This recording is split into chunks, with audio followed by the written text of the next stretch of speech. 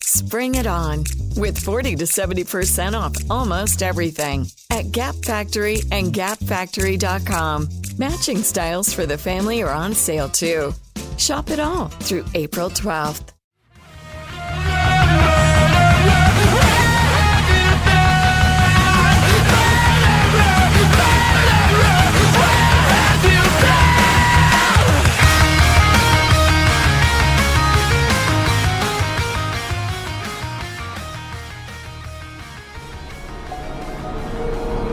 You have to be really intentional about putting a team together. I was in! Crawled out of the pound and started screaming. How good is Joey Bosa? Herbert, rolling, looking, throwing, end zone, touchdown, intercepted. Derwin James. Derwin was there. You got to be on a mission every day in the NFL. But even more than that, you got to be on a mission together. Great hands! Keenan Allen! The Los Angeles Chargers select Rashawn Slater. Asante Samuel Jr. Stop! Oh, I'm stopping y'all boys. I can't catch it. Intercepted! Picked up by Michael Davis. Explosion, explosiveness from Eckler. There's RP4. He blew that up, didn't he? It is picked off. Nasir Adderley. 50-50 ball is 100%. Mike Williams.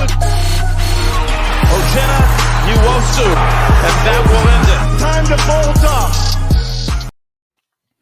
Welcome to another edition of Chargers Unleashed. Jake Hefner and Dan Wolkenstein here with you from the LAFB Network. Today's show, of course, is being brought to you by Charger Bolt Family, UFC Fit, Brewery X, and Manscaped.com. Make sure you use the promo code LAFB20 for your next purchase. Go to Manscaped.com for more details. Dan, it's a Monday, day after FanFest, and I real quick just have to give you kudos because you, sir, have been working overtime over the last week, attending several Chargers practice, including FanFest yesterday, and got to give it to you, sir. You've been doing the dirty work out of the two of us as far as being there, supplying the videos. So thank you very much, sir. But hey, quick before we get into it, how was the experience? How was it yesterday at FanFest? Man, excited to be here. Yes, I'm a little exhausted from the last few days, but FanFest was so worth it. It was so fun to see all of the Bolt fam out there, loud and proud. Jake, it was electric, no pun intended. We're gonna go all over the FanFest takeaways. We're gonna sprinkle in some of the roster updates that we just got live off the press. For folks who are tuning in live, welcome back on a Monday. Let's have some fun. If you guys have comments or questions, put them in the comments. We're on Facebook, Instagram. We are also going live right now on YouTube as well as on Twitter. Don't be a stranger. Be a friend of the show. Let's have some fun. But yes, Jake, dude, yesterday was so much fun. There were so many people there. Parking lots were full. Oh, I think it's about 30,000 strong. We got to see some live action, huh? Live. Yeah. I thought you were going to just talk about how the Offspring concert was. For folks who did not go, somebody ate a live Beatle at the Offspring I did show. see that video. I did catch that video. It's like, wow, oh, that's impressive. Somebody must have been hungry. Didn't want to pay those $16 for the beer. Anyways, Dan, you were there yesterday, so saw the videos coming through from a multitude of different aspects. Yes, we had live practice. It seemed like this was the longest one. Even Staley was even relegating so much as like a game type of scenario where there was a little bit of a halftime, a little bit of a break. Then he brought players back out to continue practice. I know there was a lot of aspects of the kicking that didn't end up going as well as all of us hoped. Again, place your bets on that. At this point, flip a coin. But yeah, from 50 feet view where you were at, what were some of your biggest takeaways? Ooh, okay. Biggest takeaways. Number one, Offensive Rookie of the Year, Justin Herbert, is on the money yet again. Justin Herbert looked so good yesterday. We'll get into details if we want to later. Justin Herbert looked great. Offensive line, first string, looked pretty darn good, aside from one or two plays on the interior. Joshua Kelley had a day yesterday. showed hands and some moves with his feet. Love to see catch out of the backfield, especially in traffic. Looked good. A couple scary things with both Kenneth Murray and Corey Linsley. Luckily, they are both okay, or at least okay enough to where it's nothing serious. Keenan Allen is still breaking ankles. Mike Williams had a great day yesterday. Overall, honestly, it was a success. We even saw Asante Samuel Jr. with some great plays. And also, again, he's a rookie, guys. And so he got beat on double move by Mike Williams, but you love how he reacts to it afterwards. Overall, great turnout, great plays on the field, a lot of takeaways that I put on my Twitter for folks who have not seen. I put play after play after play for lots of video. But overall, I think the biggest takeaways are Justin Herbert is the real deal. Nothing's wrong with him. Offense and defense are making each other work. Offense won yesterday, though. Not going to lie. Yeah, it seemed like the last 2 days of practices from everything that I was hearing out of FanFest and then the day before, that the offense really was starting to click. Dan, when we were there, the offense was barely on the field on Friday. It was all special teams duty, so we didn't even really get that opportunity to see them. And then everything leading up to this over the last couple of weeks has obviously been, the notion has been that the defense has been winning these practices more. And yeah, the offense has gotten theirs, but it seemed like Justin Herbert came out to FanFest to play. What was it, 3 touchdowns that he ended up putting in the end zone? So it was nice to see who he distributed it to. Yeah, as you said, it looked on the money. So if it's any indication as far as anybody that's worrying about it, I would put those fears to bed for the time being. Nothing to worry about right now with Justin Herbert. No, not at all. For folks who are live, bring your comments. We will bring them up. Mr. Haglin, good to see you, sir. How the hell is Mr. Steve Haglin? Oh, are we there? Are we there? Yes, live TV. Good job, Dan. No, that was not me. Something happened. I'm blaming the interworks or something. I was still moving. I was still fine. Oh, fine. Whatever. Stephen Haglin, thanks for joining the show. What up, fam? Shout out to LAFB. We've also got Anthony Hopper. What's up, fellas? Friend of the show. This is super fun. Thanks for joining in. We got Carlos coming and talking about Justin Herbert, saying Justin seems to just use practice when he gets the game time reps. He seems so much more decisive and aggressive. Yes and no, to be honest. He's pretty darn good in practice, too. I think we just have a very high benchmark for what we're hoping to see from him. But he is a gamer. He's a winner. I'm not worried about him. Carlos Bustamante, apologize in advance if I butchered this name for you. Justin Herbert, probably the ultimate gamer quarterback. I can't remember seeing a quarterback who just makes game time look effortless. So many quote-unquote off-day narratives blown up over 3 days when he turns it on. And again, folks who have said off, I can't speak for all of them, but I can speak for folks on this network. Off does not mean bad. It just means not perfect. And again, that speaks to that high ceiling we have, high bar. Justin Herbert has not looked bad by any means. He just hasn't looked perfect. But he was damn perfect yesterday until Jalen Guyton dropped a pass, although it technically wasn't really even a pass because he got sacked on the play anyways. But still, Justin Herbert is looking just fine. One thing I will say, Jake, you and I have talked about it a few times. You've heard of a few other folks talk about it too. There's a lot of opportunity for tight ends on this team. No different yesterday. You saw Donald Parham and Jared Cook flying, and both of them catching balls deep down the field. And Donald Parham almost had the play of the day. And it was the throw of the day by Justin Herbert deep in the end zone. I think it was about a 25-yard throw, effortless to him. Only place the 6'9" man could catch it. He dropped it, but the tight end grouped. He was perfect. And we're going to see some plays that we've never seen from this tight end group go further than we've ever seen, especially since Gates. Hunter Henry is not doing these routes. So tight end group looked good. And then if only Ryan Dyrud is on with us today, Jake, he's not because he's probably incredibly tired from all the work he's done. Austin Proehl. Or he's at home basking in his Austin Proehl Proler Express train that he has created and continued to hype up over the last 2 weeks. Yes, Austin Proehl continues to dominate special teams, continues to dominate slot position routes and things on offense. Did another ton of snaps yesterday. Looking good, man. They are all looking good. So I know I threw a bunch of kind of quick updates and stuff out there. Jake, any of those that you wanted to kind of touch on first as something that you saw watching from afar? I mean, it's once you had to get past the injury scare of Kenneth Murray,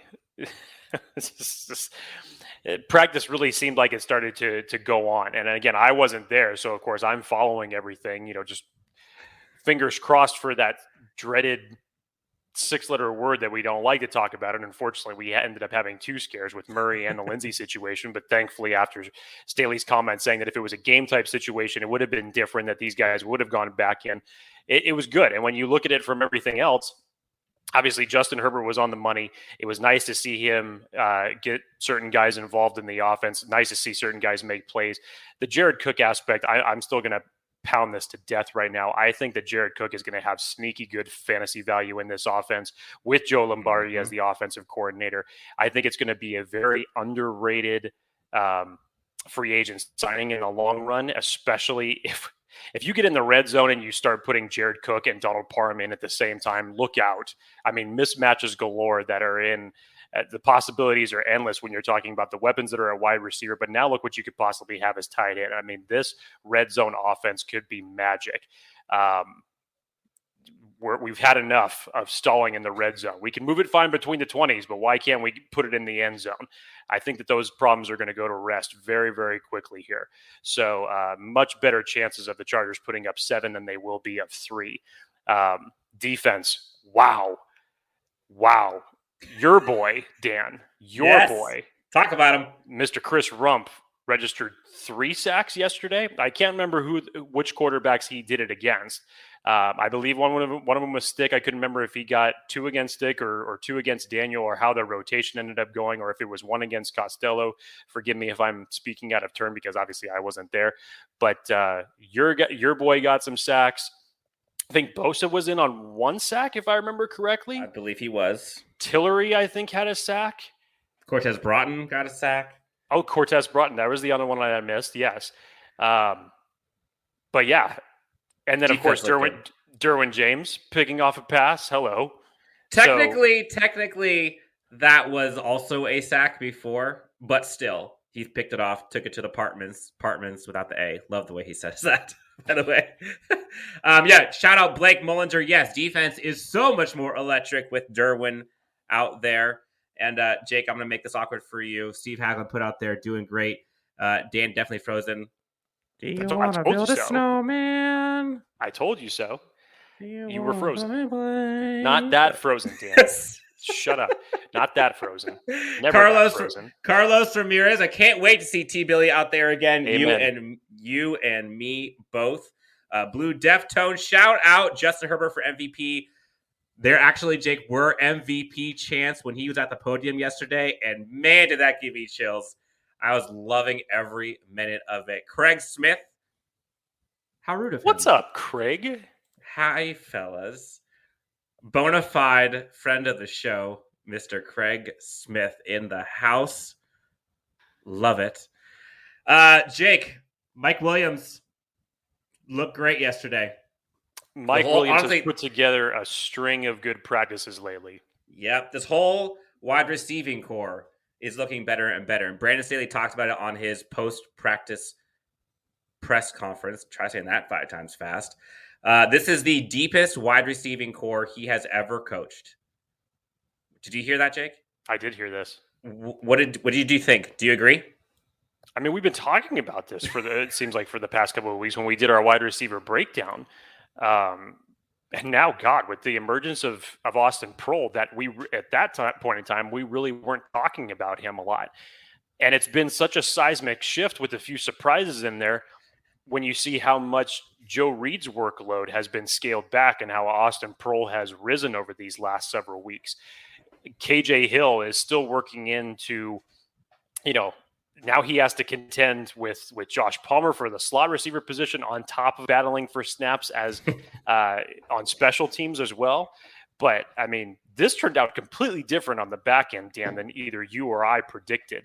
No. I'm talking on the back end. I'm not talking at the top. Tyron Johnson looks like he's solidifying himself, as I said, early part of camp for wide receiver 3. I think that could possibly change between him and Josh Palmer. Hey, you can never have too many wide receivers in this game. And much to Staley's comments, the Chargers have a plethora right now. So it's a great problem to have. I distinctly remember when we talked about our wide receiving depth chart on that episode before we got in training camp, my sleeper pick to win out the wide receiver, the last position available at wide receiver, was going to be Austin Proehl. You did say that. And I think he's got it right now. I don't see how he does not make the team. He's looking that good. I think there's a skill set that he brings that nobody else has on this team. And I don't necessarily know if they need the other skill sets from the other guys. There's a little bit more redundancy there. But we'll get into that in the future episode. Dukes 101. Shout out. Thanks for joining. Go Bolts. How does Naz look? Nas Adderley. Yeah. Nas Adderley, our boy, friend of the show. If you haven't seen our episode that we had with him live, well, it wasn't live, but we had him on our show. Check it out on YouTube. Great guest.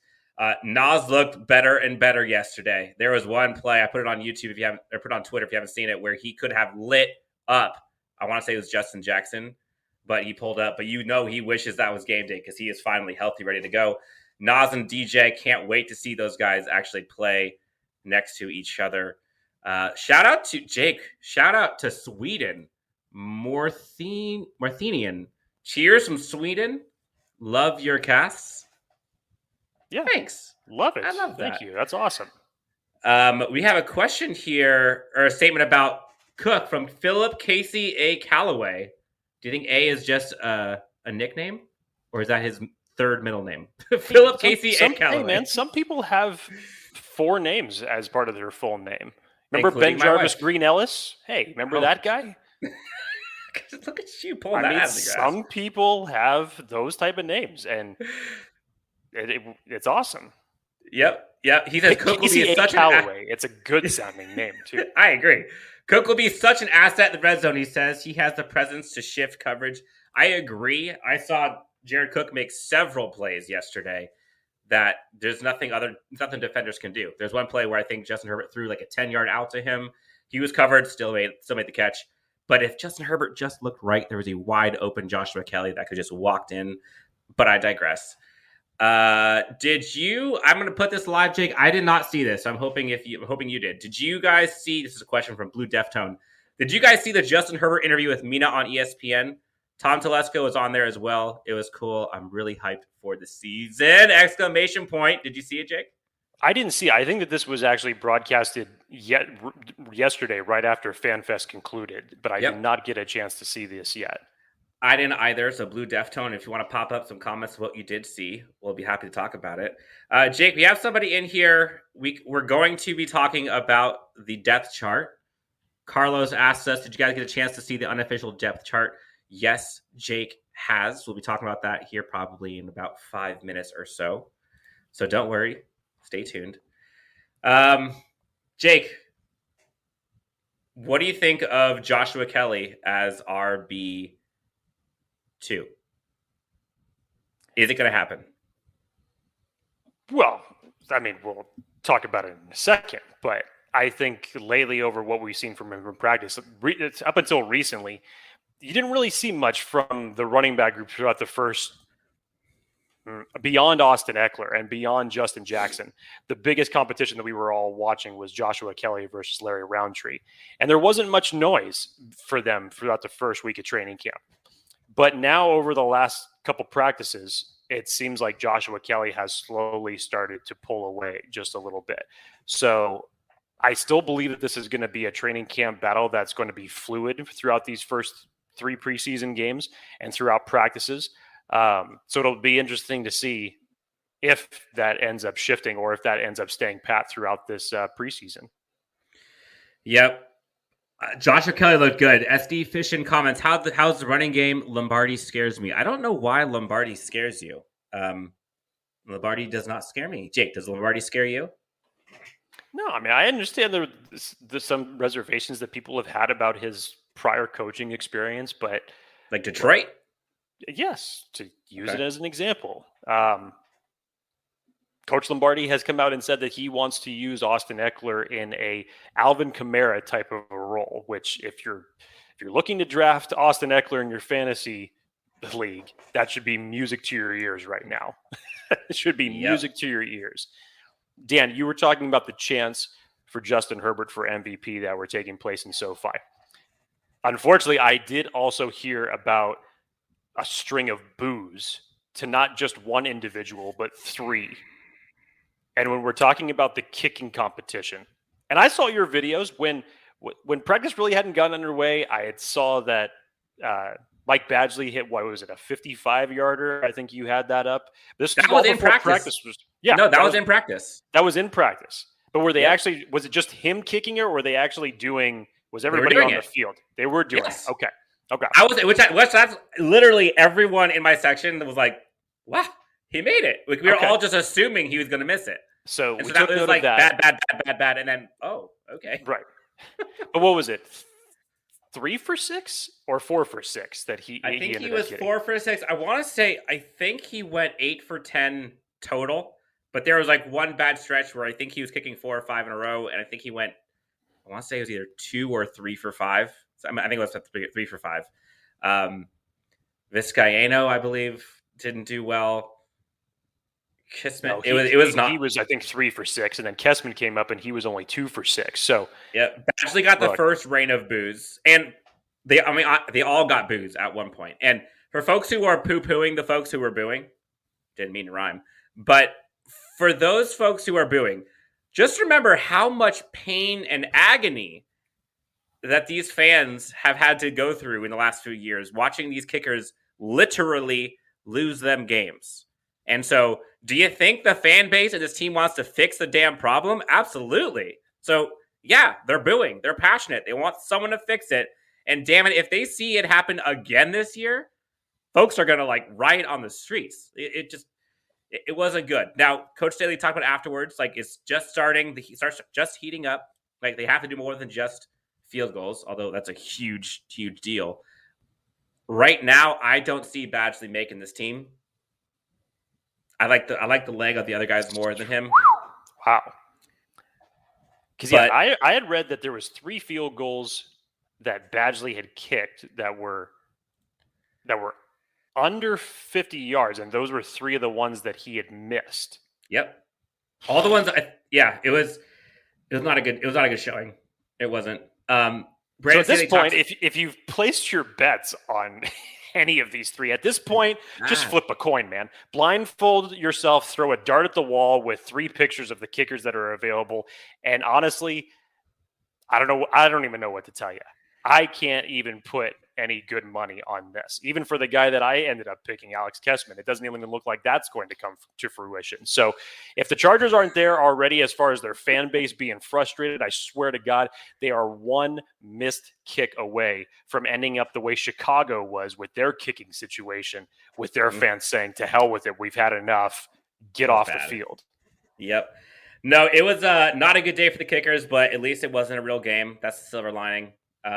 Also, one of the things that was kind of tough was watching. We're going to go negative, then back to positive. So we're going to talk negative just briefly about the injuries that we saw. Pessimistic is my middle name, so I'll be right at home. Go ahead. And then we're going to get into how awesome it was to see some of the Bolt fam out there. But first, Kenneth Murray trips on the sidelines. Awkward. I put the video of it from my vantage point on Twitter. It wasn't as bad as I thought it was when I went back and looked at it, but live, it just looked awkward. Yeah, I didn't see if it was an ankle or a knee thing, but when I saw it and I saw him down for like 5 minutes, I was like, this better not be an ACL, MCL knee thing. That's what I was worried about at first. So then when I saw him get up and kind of walk around gingerly a little bit, I was like, all right, at least he's able to walk around. And then he went and grabbed his helmet. He's listening for all the plays. He kind of stayed out there. He's high-fiving folks. which made me believe it wasn't going to be that bad. Like, he didn't break something, or else he's not going to be walking around, kneeling, doing stuff for the team. Still worried about the knee thing, but then Brandon Staley came out afterwards and said it was not that big a deal. And if it was during game day, it probably would have been a different story. Same with Corey Linsley. Corey Linsley, I think, just got mixed up in a bunch of traffic. I think he got his foot maybe tweaked or something. Again, super worried about that. You didn't see that one nearly as easy as you did the Kenneth Murray one, so I don't think that many folks live saw it. But yeah, it definitely changed my mood for a bit, because like, if you lose those guys like that, it's like, really, again? But thankfully, Brandon Staley came out and said both of them are okay and should be fine. But to turn this thing around, Jake, it was so fun to see Bolt fam out there. I saw so many of you guys that you came up to me, I came up to you, that we have not met each other. Diehard Bolt Club. I saw folks there. I saw folks from Locked On Chargers that were there. I was talking to Tyler Lawrence from Shock Therapy, also editor for LAFB. I probably saw 15 to 20 people easy that I knew. Sean Merriman was there. LT was there. Got some video with him. That place was popping, was electric. It was super cool. And I think, to be honest, yesterday there's a lot of trepidation, Jake, because I think a lot of fans were like wondering, oh crap, like, is there going to be nobody there? Are all the stupid no fan jokes going to continue? Blah, blah, blah, blah, blah. But when I pulled up, I'm like, dude, this parking lot is full. Like, where am I supposed to go? And apparently that was like an issue everywhere. And then you see the videos of just like scores of people going in. You see the video from the concert. You're watching all of these guys where, like, when they brought everybody out of the tunnel, like, that place is going nuts. When DJ got an interception, that place is going nuts. And the cannon, by the way, is so much louder there than it is at the other two stadiums. So I can't wait to see what that place looks like live with a rockin' fan base full. But it was awesome. It really was like bittersweet to kind of see, like, we are out here. And the amount of folks that have come for a random Sunday afternoon scrimmage about the Chargers, I think says all you need to know about this squad. Question comes in from Zap Brannigan, 83. What's the buzz about them outselling tickets compared to previous years? So, earlier today, on a call with Roger Goodell, hosted by Haley Elwood, to a subset of Chargers fans, there's about 100 people on the Zoom call. Roger Goodell, I might butcher this specifically, but Roger Goodell said that the Chargers have sold more new season tickets than any other NFL team. Millions of Americans are getting back to work. CareerBuilder calls it the great rehire. And we want to help you get the best jobs before everyone else. CareerBuilder gives you the competitive edge to get the job you want, at the salary you want, with the benefits you want. We even send job alerts, so your perfect job lands right in your inbox. Go to CareerBuilder.com today, or get left with whatever jobs are left. Find your next job fast at CareerBuilder.com. So hold on to that for a second. And I've also gone 90% to goal of tickets sold. And the goal was to sell out. So they have sold more new season tickets. I don't know what quote unquote new season tickets means. So like, I don't know if Rams are new season tickets because they haven't sat in SoFi before. And if it's going from, I don't know what that means. But the moral of the story for me, my big takeaway was Chargers fan base growing at a rapid clip. This whole Chargers have no fans, Chargers aren't going to be able to sell. Stop. Like, they are outperforming every other team in terms of growth. Now, one could say, well, yeah, they had nowhere worse to go. True, but they are doing it. So the narrative that they can't or they won't, put it to bed. So that's that one. Question here. We'll go rapid fire here for a bit so we can get into the chart. Yeah, I was just actually going to ask you to do this. I want you to go down, because I see these comments in the ticker as well. I want you to literally go down these next few comments. So starting up with Bolt Up 2000, at what point is it time to panic about the kickers, do you think? Yeah, you could show show some fair concern right now. Panic time comes in that first regular season game, because when that first one goes wide left, wide right. Badgey went wide left a few times. It's gonna be anarchy. So it's on the cusp of of having to go through that. Yes. Yeah. So, shout out Bolt Up 2000, by the way. Saw him at FanFest with his family. I believe it was on Saturday before I was stuck in traffic for 10 hours. What's up, Bull fam? Nice to see you. Okay, Jake, here we go. Rapid fire. You ready? Go down to Carlos Ramirez. Okay. Because all these are relevant. Did they switch kickers? Did they switch holders during the kicking? I don't know. Maybe somebody was out there with the Buffalo Wild Wings button, that just hits it and then forces the kick to go wide left, wide right. That's probably what's been happening with the games anyways. Dan, go down to Gustavo's comment. Badgley for coming. Okay, so Jorge has a few of these, but watch how his narrative changes really quick. Badgley for comeback player of the year, because he also makes two really good points here in a second. Gustavo, what's up with the kickers? Could it be coaching or are we cursed? Look at Younghoe Koo and Josh Lambo did better in Jacksonville. I know. Why the hell did we? Of course, it's just the Chargers type of luck that we'd have two kickers that are now flourishing that are no longer on our roster. Time to go to Caleb Sturgis? It just might be in the next couple of weeks. Who knows? It is just insane and palpable that everybody just doesn't want to deal with this kicker situation anymore. Least of all, me. Herbert should be kicking, says Zap Brannigan 83. Have Herbert kick. I believe he means to say Nate Kading 2.0 Will Schupa. Do you think Chargers fans are nervous and scared about this damn kicking unit? And no, I believe Brandon Staley, to answer the earlier question about do they change the holders, I believe that Brandon Staley mentioned that he wanted everything to be consistent and the same. So all of the holders and snappers were, I believe, according to Brandon Staley, all supposed to be the same. They did that for consistency so they can actually get a real-time analysis of these guys. The wind, I don't know. It was a Sunday. Maybe Sundays are their unlucky days. I don't know. That's a horrible thing to say, actually. Are we cursed by the football gods that Sundays are our unlucky days? That's just bad, man. Bad. Yep. At this point, I know Chad Ochocinco is a huge FIFA fan. I know he did it once in preseason games way back when, but hey, he's got a leg. Come on. Find a soccer player. Give me Nigel Gruff out of the replacements. Let's have him kick some damn field goals. I will say I went to go check out the seats earlier in the offseason, and my wife went and tried to kick some field goals. Harder than it looks. But still, man, just I know they get paid to do it. I'm just saying, like, for folks like I could go out there and do it. I think you're wrong. Blake comes up with a good point here. I say we just cut all the kickers and go for it on fourth every drive. If it comes down to it, that may be the logical solution. Who knows? Give him Adderall. Who knows? Who knows? If anybody has any tips or advice on what we can do for these Chargers, please let us know. Would got some Ray Finkel shout outs here. Maybe I'm not sure how that would better the kicking situation. True. Even Laces out. Even Laces out, he can't make the damn field goal. Yeah, Hydro Chronic, thank you guys for all the updates. You are very welcome, Hydro. Very nice. For show, Derwin. Everybody's excited to see Derwin comeback party. Shout out to your mom, 911. I wonder whose mom he's referring to. But it kind of makes it... Bet my car on a DJ comeback potty.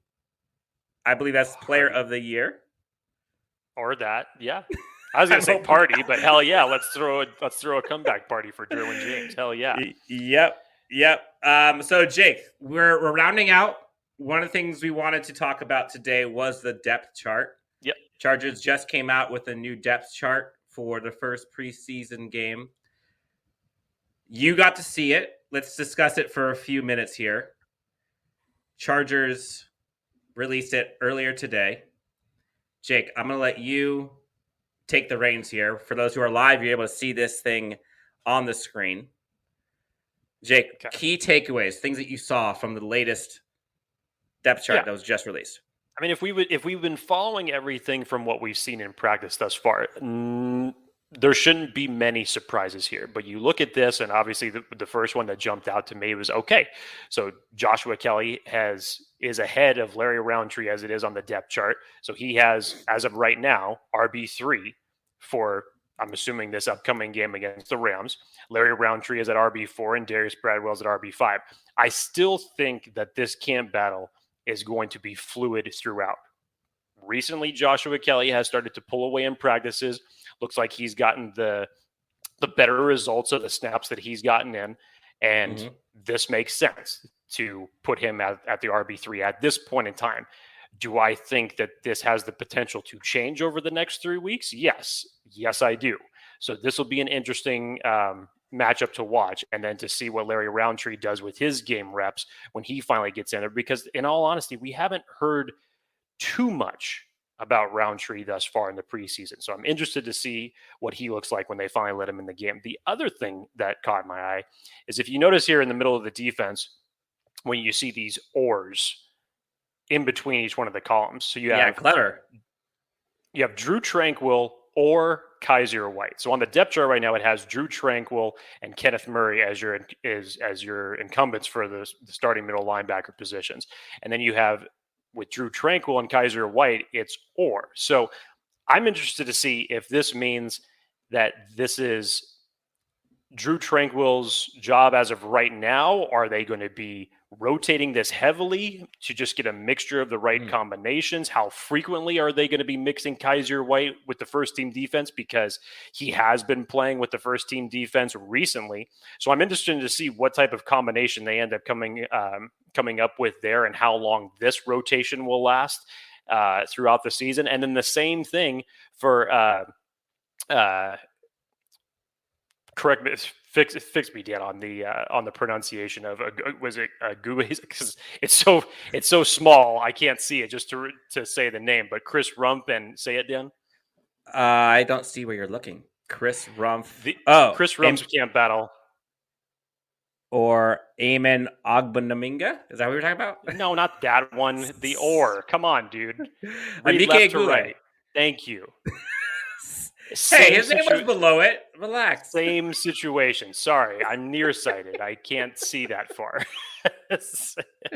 Look, did you also see that Uchenna Nwosu currently starting edge?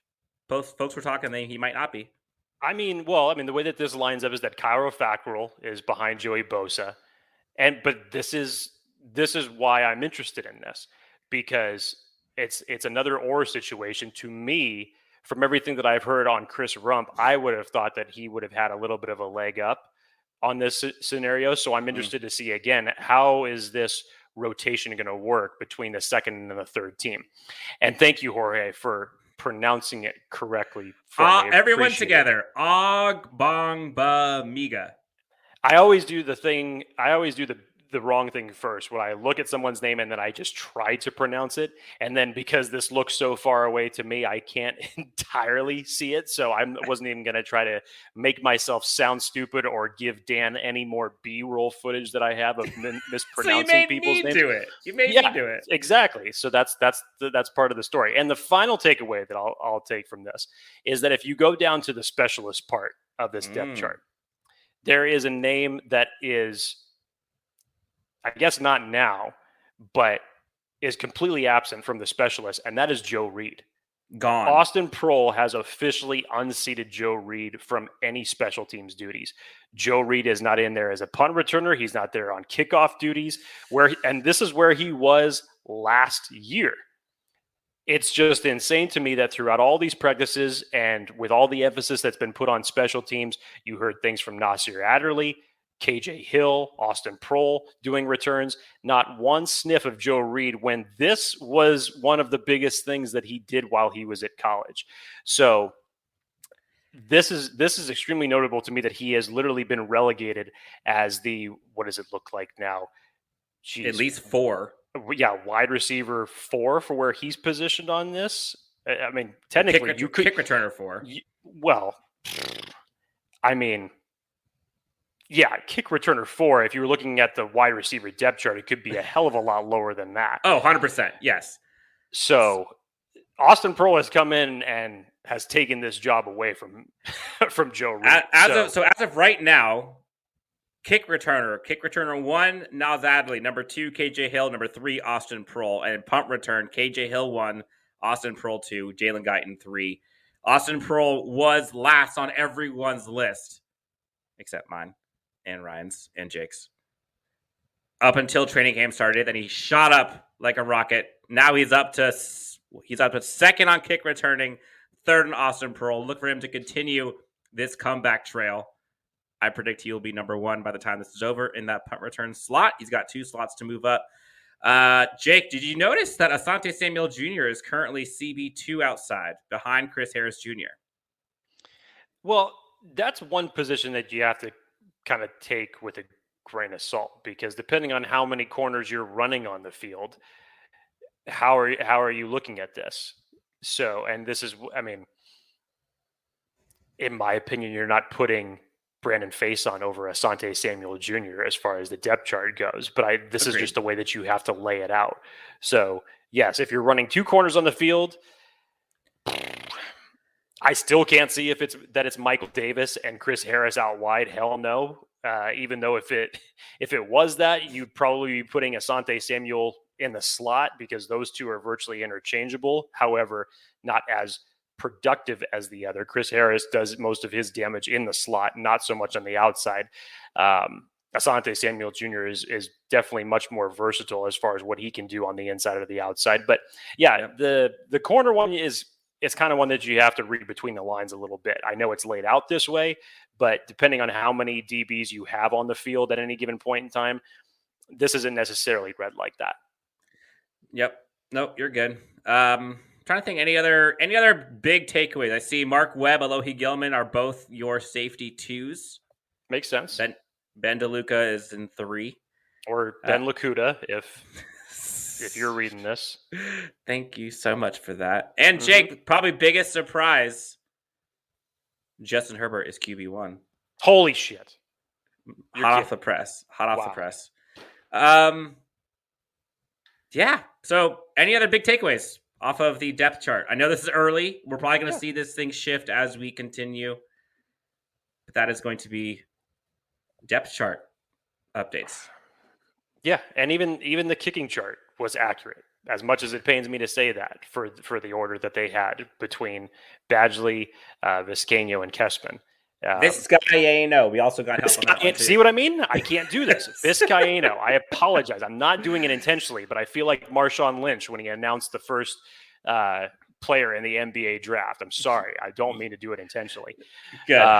Jake, let's do rapid fire on some of these comments so we can get through them. Make sure we shout out all of the fam that has been in here with us. Let's see. Chris Hump. I'm not quite sure what that reference is, but Chris Hump. Awesome. Chris Hump. Are we having joint practices with the Niners this week? Is that this week, Jake? I don't know if that's this week. I know we play them in the second preseason game. I'm not sure if that's this week. I don't believe so. We'll get back to you, Zap. Your mom 911 again says interior defensive line getting pressure, and it is happening. Man. I'd like to have this person in our comments every time, just so I can continually hear you say the name. Yep. Head coach is a doppelganger from Rivers. Do you agree? Do you think he looks like him? No. I don't either. Jorge Rodriguez, KJ Hill might just make the team. Yeah. He might. Yeah. He might. Will Shupa says Austin Pearl, I believe, looks like the next Tim Dwight. Will Shupa again talks about Madden 22 ducks Herbert at just an 80, which how is he just an 80, by the way? That's insane. Do you think we should trade for let's see, where to go? Do you think I missed it? SD Fishin asked, do you think we should trade for CJ Henderson? No. I mean, is it enticing? Sure. I mean, probably 31 other teams would want to trade for CJ Henderson right now. But I think the Chargers, I'm not going to necessarily come out and say that they're fine or that they don't need the help. But, I mean, it's an interesting thought. But what are you planning on giving away for him? Exactly. You guys think Vizcaino has a lead over Badge? Right now, that's the one that's neck and neck. Vizcaino. There, I had to do it and correct myself. You did it. That's definitely the closest competition now. So if you placed your bets on Vizcaino, then feel good about yourself right now. But at this point with the kicking situation, like I said, flip a coin. I have no clue who's going to come out on top. No clue. Do you think Josh Palmer is going to end up being higher on the depth chart than KJ Hill? I mean, I know this is an easy question, but no, and no. No, I just don't. No. Do I think? Oh, I'm sorry. I thought you said it the flip side. Sorry. I was like, oh, Jake. Sorry, my fault. See, I'm just having one hell of a podcast today. Josh Palmer will be over KJ Hill. Sorry that I heard you wrong. No, you're good. That's okay, Jake. The route tree for him is much more versatile for his ability to play on the inside and outside. I still believe now, as I've said it multiple times, that Josh Palmer was the shot across the bow that is going to replace Mike Williams on this team, because I still don't believe that he's going to end up coming back after this season. And I think Palmer was the exact type of replacement for him. And look, everybody's been amongst the hubbub of everybody talking about Mike Williams and the expectation for him to take over that Michael Thomas role. Actually, the guy who could be that guy is Josh Palmer, because his route running and his ability to gain separation on multiple different areas of the field, he's got that. So The early leg up for the Michael Thomas-like receiver stands with Josh Palmer, not Mike Williams. I think I agree. We are closing out a live recap of FanFest. Jorge, I know. I'm sorry. It's a Monday. What can I say? No excuses. Play like a champion. No excuses. Right? 1% better every day. Folks, if you are watching live, if you can, go on to YouTube right now.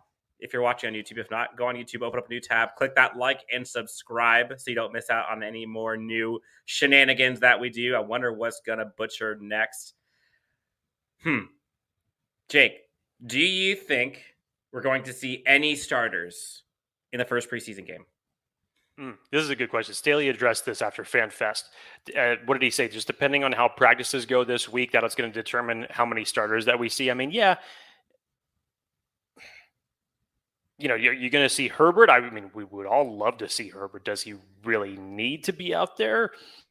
I don't really think that he does. Does Eckler really need to be out there? No, I'd actually be more interested in getting Justin Jackson up to speed, playing more out, see what this running back competition between Kelley and Roundtree ends up playing out. Your wide receivers, hell, I wouldn't actually mind sitting Keenan Allen and Mike Williams. With all the receivers that you have on this roster, just let the rest of the guys go. Well, I think that Staley did say something that points to that, where he said the guys, I forget exactly how he phrased it, but basically the guys that we still need to assess are going to play. So to your point, what is there to assess with Mike Williams and Keenan Allen? Exactly. In that, I don't see him playing. Like, I mean, same with Derwin James. I get it. I mean, to me, Derwin James. This individual does not need to sniff a game until September. So don't even bother. I don't even care if it's the final preseason game and you just want to get him some in-game reps. I don't care. Don't even risk that whatsoever. No, I mean, of course you'd like to see just a few series with some of the starters just sprinkle in here. But at the end of the day, with the guys that we were just talking about, and that's just on the offensive side of the ball.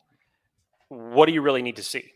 What truly do you need to see from these guys? So no, it's in terms of evaluating and developing a little bit more, if that is what we've learned from Coach Staley throughout his press conferences and what he wants to do. And there's plenty to evaluate from this roster if we're talking about the second and the third and even the fourth stringers at some position. Yeah, let's evaluate them and let's see what they have in store. So no, I mean, I wouldn't expect to see more than a small handful of starters at most in the game. The only positions, like if you think, let's go through this real quick. The positions that I think there are still analysis to be done in terms of the depth chart. I don't necessarily even think we need to do anything with quarterback. I think we're good there. Running back, I think we're keeping 4, so I don't necessarily think we need to do much there in terms of I mean, unless you just want to talk about depth chart, but I think we're going to keep 4. Wide receivers, I think we need to start like the last 5 of them, not named Keenan Allen or Mike Williams. And honestly, I think Josh Palmer's going to get more reps than anybody else, but that's the group that needs to get figured out.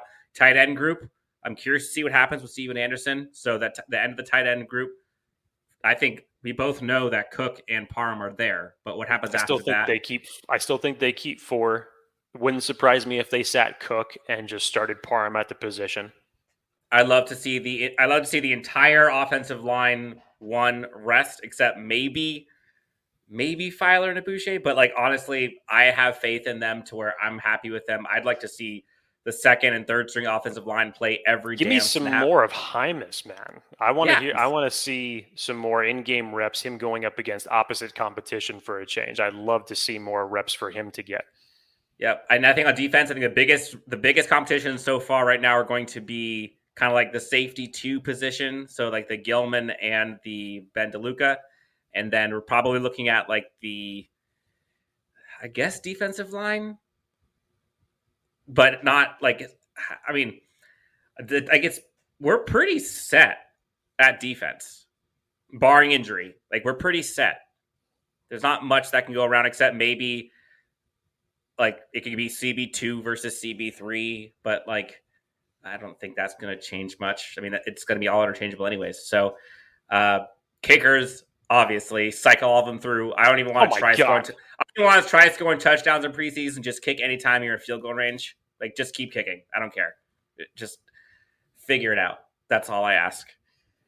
Jake, we're going to do a short one this time. I know we have gone long a few different times. Honestly, we've gone longer here than we thought we were going to, but we couldn't not answer the questions and comments that were coming. Jake. It's probably good that we stay short, considering the fact that I've embarrassed myself enough today. Hey, you and me both. I cut out on live TV, and all of a sudden I'm sitting here like. But see, that's not you, sir. Stop that. That's not you. Jason Moore makes a roster over Prohl. Anthony Hopper, I'll bet you a Brewery X 6-pack right now that you, sir, are wrong. Hit me up on Twitter.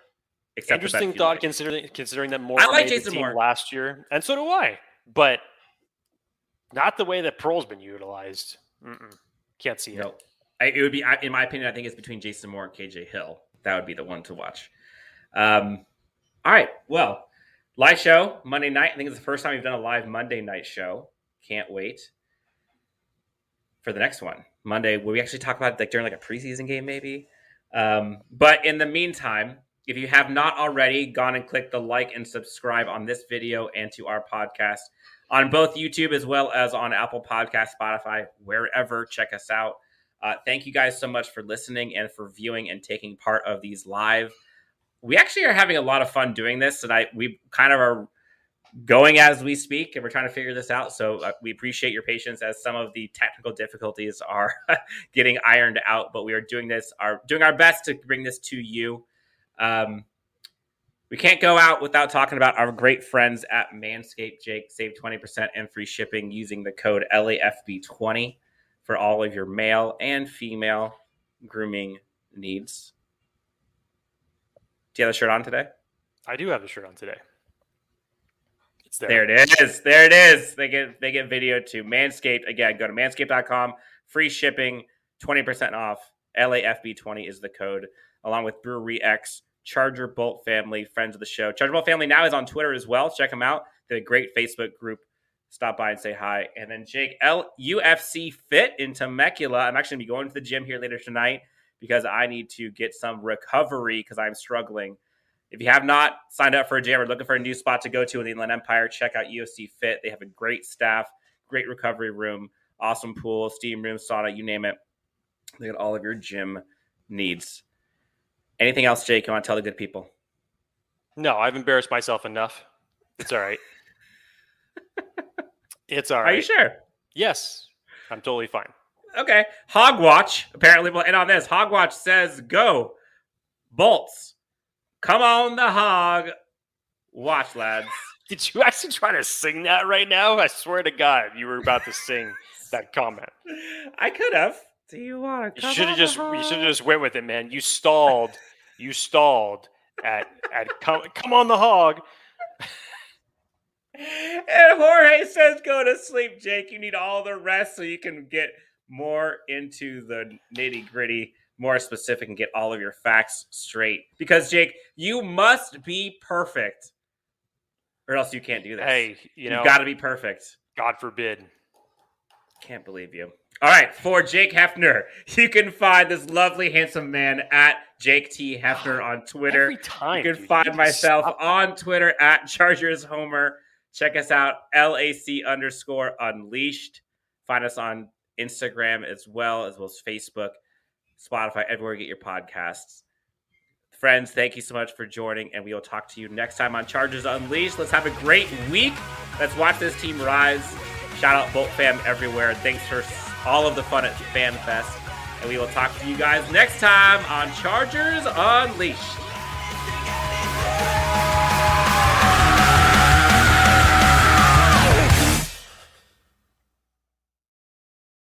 Spring it on with 40 to 70% off almost everything at Gap Factory and GapFactory.com. Matching styles for the family are on sale too. Shop it all through April 12th.